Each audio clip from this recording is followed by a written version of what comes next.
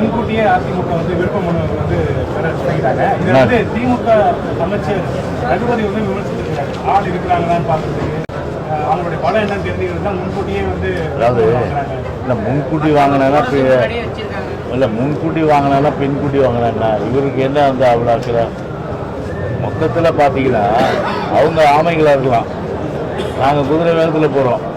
அந்த குதிரை வேகத்தில் போடுறது பாராட்டுறதை விட்டு இந்த ஆமைகளுக்கு ஏன் வந்து வருத்தம், அதுதான் வந்து இப்போ என்னுடைய ஒட்டுமொத்தமான கேள்வி. அதுவும் வந்து என்னுடைய அன்பிற்குரிய ரகுபதி வந்து அந்த அமைச்சராக இருக்கின்றவர் வந்து அவர் இந்த கேள்வி கேட்பதற்கு கொஞ்சம் கூட ஒரு தார்மீக உரிமை. ஏன்னா அனைத்து அண்ணா திராவிட முன்னேற்ற கழக வரலாறு நிச்சயமாக அவருக்கு தெரியும். எந்தெந்த காலகட்டத்தில் எவ்வளோ சீக்கிரம்லாம் மனு நம்ம வாங்கியிருக்கணும். ஆனால் இப்போது கரை வேட்டி மாற்றி கட்டிட்டாரு.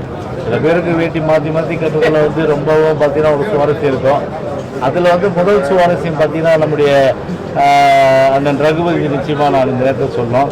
ஏன்னா ஏற்கனவே வந்து கரை வேட்டி வந்து அதிமுக கட்டி அதில் வந்து சட்டமன்றத்தில் வந்து இன்றைக்கி என் காது ஒலிக்குது அந்த குரல். ஏன்னா 91 நீங்கள்லாம் வந்து அப்போ தான் சின்ன பசங்களாக இருந்திருப்பீங்க. எல்லாம் பார்த்தீங்கன்னா வந்து 25-30 வயசுக்குள்ளே தான் நிறுவனங்களாக இருக்கீங்க. 91 பக்கத்து சீட்டு தான் எனக்கு ரகுபதி அண்ணன்.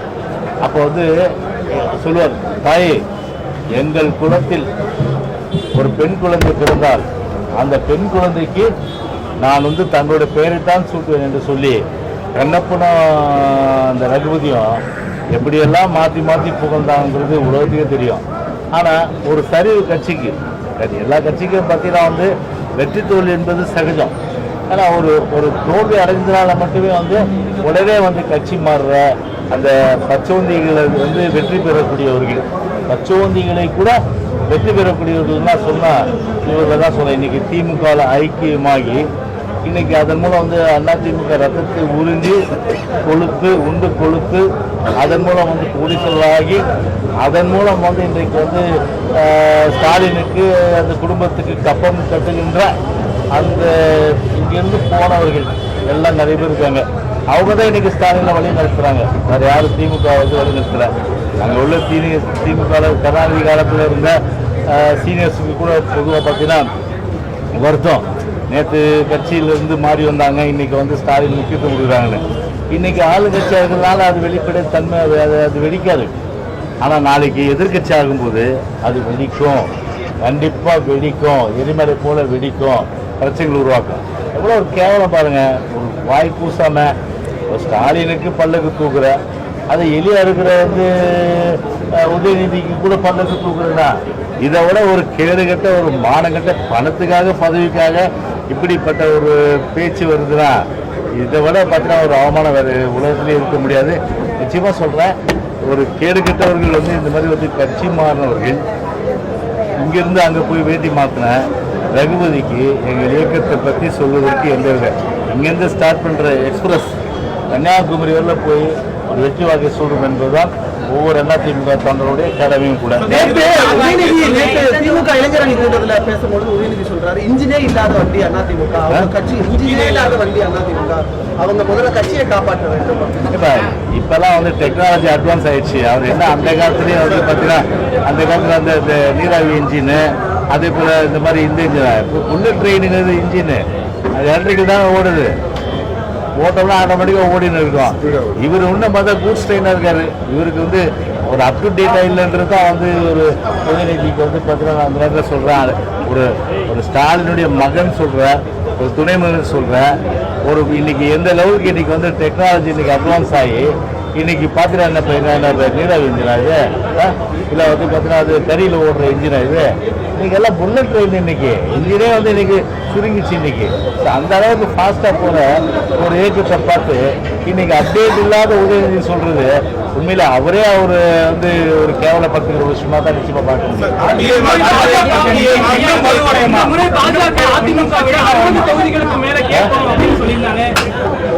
இந்த முறை தேர்தலில் பாஜக கடந்த முறையை விட இந்த முறை 60 தொகுதிகளுக்கு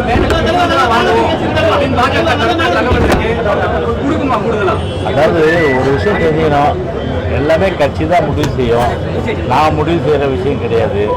அதனால் வந்து அப்ராப்ரியேட் டைம் என்ன கிட்டத்தட்ட இன்னும் ஒரு 3 மாதம் இருக்கு. அதாவது ஆடிய ஆட்டம் என்ன, தேசிய வார்த்தை என்ன, தேடியது செல்வம் என்ன அப்படின்ற மாதிரி ஒரு பாட்டு வரும் இல்லையா, அதை தீவிர பொருந்தும். அதனால் 3 மாதம் பொறுத்து கம்பெனி இழுத்து மூடிட்டு போயிடுவாங்க. அதனால் 3 மாதம் எலெக்ஷனுக்கு இருக்குன்னும் போது கண்டிப்பாக வந்து எல்லா கட்சியும் பார்த்தா சீட்டு அதிகம் தான் கேட்பாங்க. அதில் என்ன மாறுபட்ட கருத்து இருக்கு. ஆனால் யாருடைய பலம் அப்படின்னு எல்லாத்தையும் தெரிஞ்சுட்டு தான் உங்களுடைய கட்சியை பொறுத்தவரை முடிவு செய்யும். அதனால இப்போ வந்து பார்த்தீங்கன்னா நான் சொல்ற விஷயம் கிடையாது. அப்ராப்ரியேட் டைம்ல கட்சியை பொறுத்தவரை முடிவு செய்யும். என்ன இருக்கு, நோ டவுட். 25 வருஷம் உலகத்துக்கு அம்மா முதல் 91ல் சொன்னாங்க ஒரு மேரேஜில் வரும்போது, நான் வந்து இந்த இளைஞர் அடையாளம் காட்டின ராயபுரத்தில் ஒரு புத்தி சாதனையும் அதே போல புத்தி கூர்மையுள்ள ஒரு இளைஞரும் தேர்ந்தெடுத்து மகிழ்ச்சினாங்க. ஆனால் அதுக்கு அங்கீகாரம் கொடுத்தது ராயபுரம் தொகுதி மக்கள். எனவே 25 வருஷம் வந்து வெற்றியை கொடுத்த ராயபுரம் தொகுதி மக்கள் ஒரு களத்தில் ஒரு மாவீரனுக்கு, ஒரு விளையாட்டு வீரருக்கு, ஒரு வீரனுக்கு வெற்றி தொழில் பற்றி கவலை இல்லை. எனவே வெற்றி பெற வேண்டும் என்ற எண்ணத்தில் தான் நம்ம வந்து அந்த விளையாட்டில் போடுறோம். அதனால் வெற்றியோ தோல்வியோ, ஆனால் ஒரு விஷயம் சொல்கிறேன், வெற்றி தான் முழுமையான அளவுக்கு கிடைக்கும். எனவே அந்த வகையில் பார்த்தீங்கன்னா உடனே வந்து பார்த்தீங்கன்னா வந்து அங்கே மாறுறாரு, இங்கே மாறுறாரு, இங்கே போகிறாரு, அங்கே போகிறாருன்னு அந்த வதந்திகளாம் வந்து ஃபுல் ஸ்டாப் நான் வச்சுட்டேன் ஏற்கனவே. அதெல்லாம் கிடையாது. ஒரு ஊரும் கிடையாது, மயிலாப்பூரம் கிடையாது, வேறு எந்த ஊரும் கிடையாது. ஒரே ஊர். எந்த ஊர் மட்டும்தான் சொல்லு. அதனால் ராயபுரம் மக்கள் பொறுத்தவரை இன்னைக்கு தெளிவாக இருக்காங்க. எவ்வளோ கஷ்டம் இன்னைக்கு வந்து இந்த 5 வருஷத்தில் அனுபவிச்சிருக்காங்கன்றது அவங்களுக்கு எல்லாருக்கும் தெரியும். நான் இருந்தது ஒப்பிடுவாங்க கண்டிப்பாக. அந்த வெற்றியை கண்டிப்பாக தேடி பெறுவாங்க.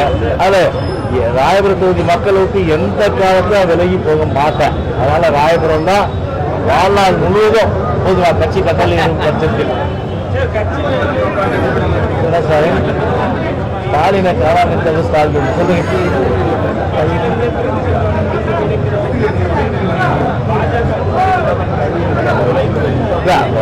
அதெல்லாம் வந்து இப்போ வந்து ஒரு கொள்கை விஷயம், அதை நான் முடிவு செய்ய முடியாத விஷயம். அதனால் வந்து யார் யாரை சேர்க்கிறது, யார் யாரை நீக்கிறதெல்லாம் வந்து கட்சியும் பொதுச்செயலாளர் முடிவு செய்கிற விஷயம். அதில் வந்து இதில் நான் வந்து எந்த கருத்தும் இப்போதைக்கு எந்த கருத்தும் சொல்ல முடியாது. திமுக கூட்டத்தில் தலைமையேற்க வாகனத்தை உதவி ஸ்டாலினை பார்த்து எல்லா அமைச்சரும் எப்படி பார்க்குறீங்க? அதான் சொல்கிறேனே, இதை விட ஒரு மானங்கிட்ட செயல் வேறு எதுவும் கிடையாது. அதாவது பார்த்தீங்கன்னா வந்து ஒரு பதவிக்காக பணத்துக்காகவும் எப்படி வேணாலும் வந்து இருப்பாங்கன்றதுக்கு அவங்களாம் ஒரு உதாரணம். அது அதனால் ஒரு தகுதி, ஒரு தராதரம், ஒரு தியாகம், ஒரு என்ன தியாகம் வந்து உதவி செஞ்ச போல சொல்லுங்க. அவரை போய் இன்னைக்கு பார்த்தா வாய்ப்புசாம தலைவர் நேற்றுக்கிறாங்க. எதுக்கு ஏற்றுக்கிறாங்க? எல்லாம் பதவி வந்தால் பணம் வரும். அந்த ரெண்டுத்துக்கு தானே. இதை விட ஒரு மான ஈன யாருக்குமே நிச்சயமாக இருக்க முடியாது.